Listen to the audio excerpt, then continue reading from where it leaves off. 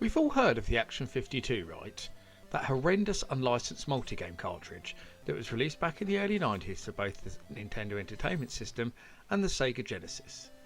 But did you know that the people behind that debacle also planned to create their very own games console that would come bundled with a copy of that very same cartridge? No, I didn't either, until I stumbled across some information about it while researching my recent Action 52 video. And speaking of that video, it would be wise for anyone who doesn't know the story to go and watch that right now. Link in the top corner as always, because it plays an integral part in this story and saves me having to go back over all that history again.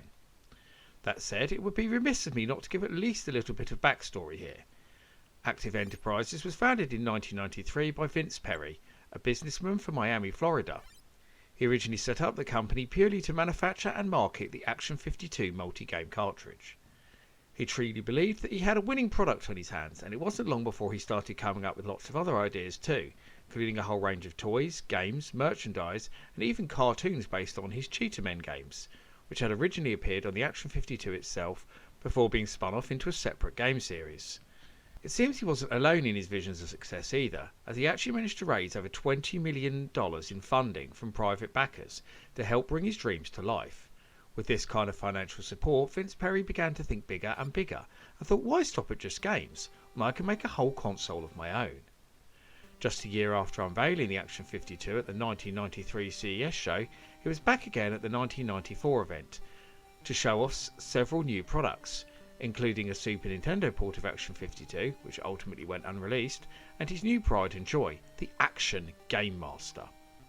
Now, those of you with a keen eye, or indeed a passion for the Action 52 itself, would probably have spotted that Action Game Master was in fact the name of the main character who featured in the intro to Cheetah Men.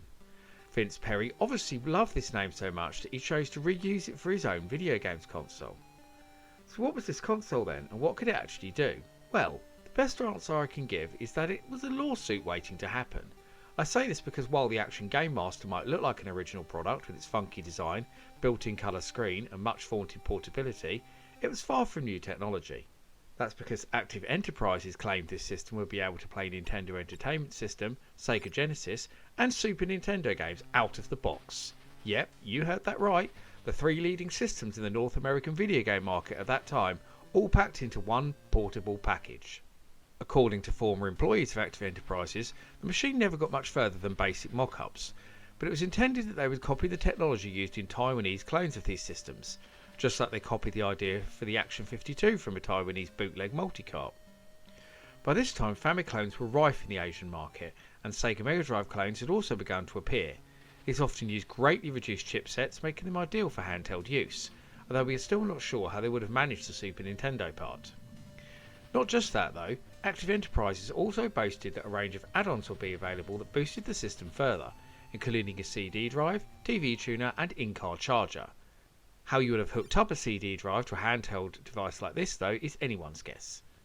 Other features of the Active Games Master included a 3.2 inch colour LCD screen, built-in battery and adjustable controls. From the one picture that was shown, the device looks incredibly bulky, a lot more so than the popular handhelds of the time such as the Nintendo Game Boy and Atari Lynx.